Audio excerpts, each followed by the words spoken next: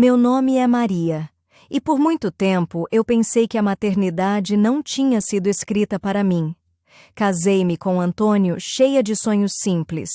Uma casa modesta, refeições em família, uma criança correndo pelo quintal. Eu já tinha até nomes guardados no coração, mas o tempo passou e o choro que eu esperava nunca ecoou pela casa. Vieram os médicos, vieram os exames, vieram as respostas que a gente nunca quer ouvir. Maria, você não pode engravidar.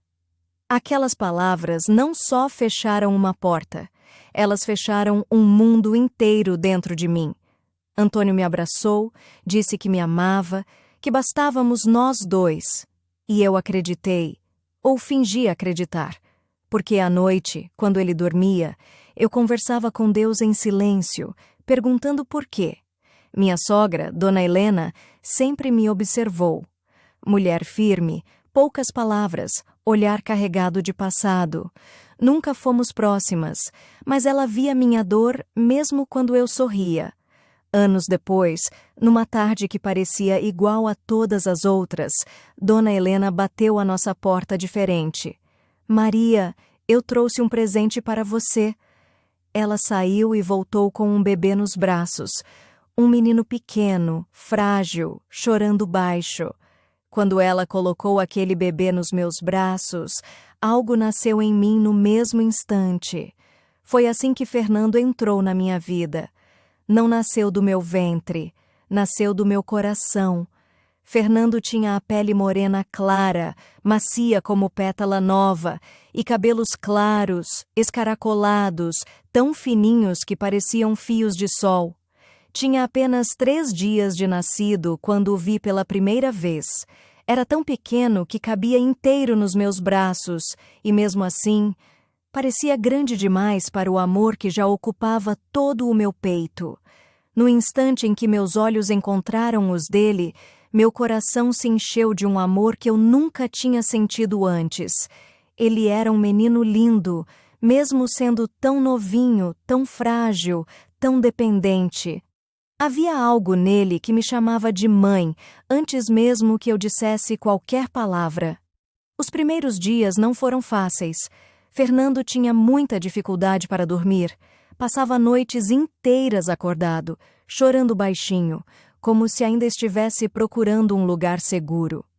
Eu caminhava pela casa com ele no colo, cantava sem voz, embalava com o corpo cansado, rezava em silêncio. Sofremos muito naquele primeiro mês.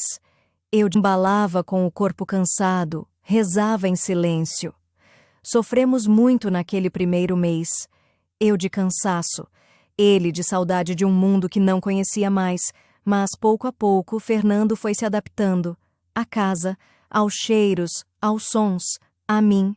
E eu fui entendendo que aquele choro não era dor, era pedido de amor.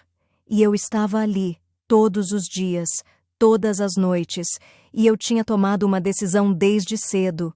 Eu soube que Fernando precisava crescer com a verdade. Então, quando ele ainda era pequeno, sentei com ele no chão da sala e disse: "Filho, você não nasceu da minha barriga." Ele franziu a testa. "Então eu nasci de onde, mãe?" Sorri com os olhos marejados. "Você nasceu do meu coração. Foi ali que Deus te colocou primeiro." Ele pensou um pouco e respondeu: "Então eu nasci num lugar melhor ainda. E nunca mais carrego isso como dor." Numa noite qualquer, enquanto preparávamos a mesa do jantar, Fernando, ainda pequeno, perguntou sem me olhar: "Mãe, se a outra aparecer e querer me levar, você vai me dar para ela?" Ajoelhei diante dele, segurei suas mãos e respondi com firmeza: "Nunca, meu filho. Você é a minha vida." Ele me abraçou forte. Pausa. Durante muitos anos, Fernando não soube detalhes sobre sua origem. Mas eu sabia. A mãe biológica era uma jovem simples, sozinha no mundo, sem família por perto. Trabalhava como podia, dormia onde dava. Quando engravidou, tentou seguir em frente, mas a gravidez foi difícil, sem acompanhamento médico, sem apoio. Ana entrou em trabalho de parto, sozinha. fraca, com medo. Fernando nasceu, e ela não quis cuidar dele, pois não tinha estrutura nenhuma para isso. Dona Helena a conheceu no hospital e viu que aquela mulher não tinha condições de criar um recém-nascido e resolveu adotá-lo. Naquela época, o processo de adoção era muito simples, sem burocracia. Os anos passaram mais rápido do que eu gostaria. Fernando cresceu diante dos meus olhos e eu quase não percebi quando aquele menino de mãos pequenas se transformou em um rapaz. Ele se tornou lindo por dentro e por fora. Tinha um sorriso lindo, um olhar sereno e uma educação que abria portas antes mesmo que ele dissesse qualquer palavra. Fernando era daquele tipo de pessoa que todo mundo gosta de ter por perto, amado por todos. Não fazia esforço para agradar. Ele simplesmente era bom. Conversava com velhinhos como se fossem amigos antigos, tratava adolescentes com respeito, fazia amizade em qualquer lugar, com qualquer pessoa. Ele cresceu aprendendo a cuidar do outro, talvez porque soube desde cedo o que era ser cuidado. Fernando formou-se em educação física, mas não quis exercer a profissão. Fernando, pouco tempo depois, se tornou motorista. Tinha muitos amigos, colegas. Onde chegava, deixava um pouco de alegria. Eu adorava o observar de longe e, em silêncio, agradecia a Deus e a Dona Helena por terem me dado o melhor presente que eu ganhei em toda a minha vida. Fernando sempre foi um menino de coração bom. Desde criança, muito gentil. Nunca se envolvia em brigas ou discussões. Não tinha uma pessoa no mundo que dissesse ter raiva ou mágoa dele. Nossa vida era feliz, completa. Nossa data favorita sempre foi o Natal. Ornamentar a casa era com ele mesmo. Costumávamos reunir toda a família e celebrar juntos. Seu aniversário, dia 26 de dezembro, sempre foi celebrado, nem que fosse com um bolinho. Ele adorava isso. Eu acreditava que nossa história estava completa. Mas a vida ainda guardava um capítulo. Fernando sempre foi forte, saudável, ativo, cuidava do corpo, incentivava os outros a cuidarem também. Por isso, quando ele começou a tossir, achamos que era apenas uma gripe comum. Ele mesmo dizia: "Mãe, é só um resfriado, já passa." Mas não passou. Em poucos dias, a tosse virou cansaço. O cansaço virou febre. E a febre virou silêncio. Um silêncio estranho, pesado, que me apertava o peito antes mesmo de qualquer diagnóstico. Naquela noite, Fernando mal conseguia respirar. Antônio correu com ele para o hospital enquanto eu rezava no banco do carro, segurando um terço com as mãos tremendo. Ele mal conseguia respirar. No pronto atendimento, tudo aconteceu rápido demais. Oxigênio, exames, médicos falando baixo. A palavra pneumonia foi dita como quem anuncia uma tempestade. Fernando foi internado às pressas. Eu o vi ser levado naquela maca branca, ainda consciente, tentando sorrir para me tranquilizar. Antes de virar o corredor, ele estendeu a mão e disse: "Mãe, reza por mim." Apertei a mão dele com força. "Claro, meu filho, você vai sair dessa. Eu tô aqui, sempre aqui." Eu tive fé, muita fé que meu menino sairia daquele hospital logo. Depois que Fernando entrou na minha vida, me tornei uma mulher de muita fé. Mas diante daquela situação, eu senti medo, fraquejei. Meus dias foram de esperança, mas também de medo e angústia.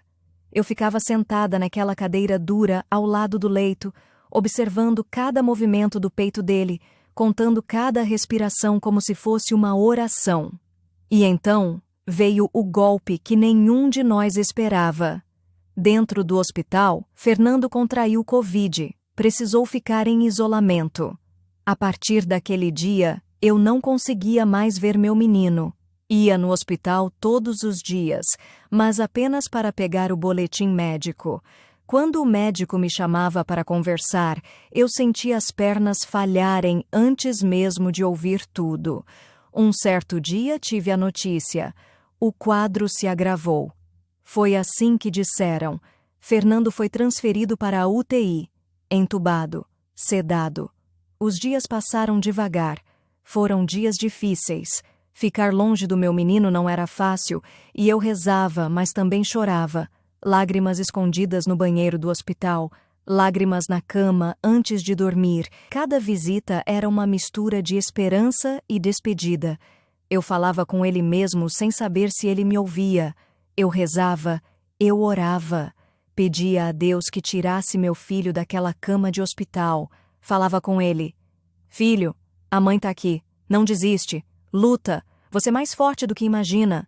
20 dias. 20 dias de espera. 20 dias de fé. 20 dias de angústia. No dia 21, às 9h30 da manhã, recebemos uma ligação do hospital. Dessa vez, eu soube antes de ele falar. Fernando não resistiu. Eu sempre tive medo desse capítulo, mesmo antes de ele existir. Porque mãe nenhuma, nem a que gera, nem a que escolhe, está preparada para enterrar um filho. Só lembro de um vazio tão grande que parecia engolir tudo. Meu filho, aquele que não nasceu do meu ventre, mas que nasceu do meu coração, tinha partido. A partir daquele momento, a casa estava em silêncio. O quarto dele ainda tinha o cheiro dele, o tênis na porta. Eu sentei na cama e chorei como nunca tinha chorado antes. Não era só a dor da perda, era a dor de ter amado tanto, e mesmo assim ter tido que deixar ir. E naquele dia, eu entendi uma verdade dura demais. O amor não nos poupa da dor, mas dá sentido a ela. Desde então, eu passei a viver com um buraco no peito. Um vazio que não se explica, não se preenche, não se acostuma.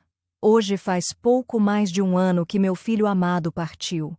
Um pouco mais de um ano sem ouvir sua voz, sem sentir seu abraço, sem ver seu sorriso entrando pela porta.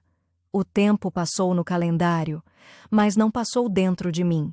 Eu ainda carrego a dor da perda. Carrego o luto comigo todos os dias.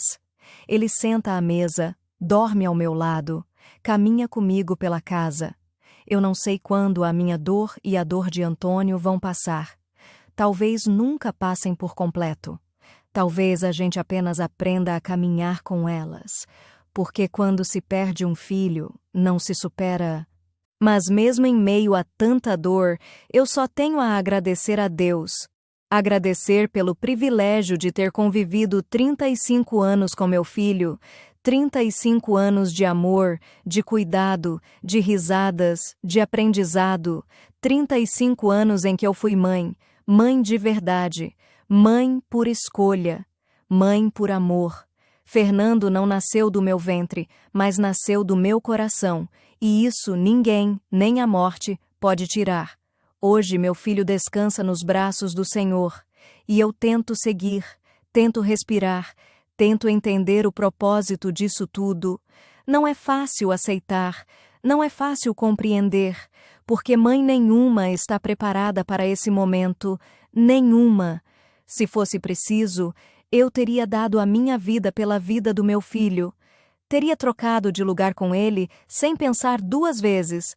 Mas Deus quis assim, e dizer isso não é fácil. Dizer isso dói. A vontade de Deus é única, e muitas vezes incompreensível para nós. A gente questiona, a gente chora, a gente grita em silêncio. Mas com o tempo, mesmo entre lágrimas, a fé sussurra algo no nosso coração. Tudo tem um propósito. Talvez não agora, talvez não hoje, talvez não nesta vida, mas tem. E se você que está me ouvindo agora carrega uma dor parecida, se perdeu alguém que amava, se sente esse vazio no peito, eu quero te dizer uma coisa, de mãe para coração, você não está sozinho. Deus vê sua dor, Deus recolhe cada lágrima. A gente não entende os caminhos de Deus, mas pode confiar que Ele não erra. Às vezes o milagre não é a cura, É a força para continuar vivendo depois da perda. Meu filho viveu, foi amado, fez diferença e cumpriu o propósito dele aqui. E eu sigo, com saudade, com lágrimas, mas também com gratidão, porque o amor não acaba, ele apenas muda de lugar. E Fernando vai viver para sempre dentro de mim.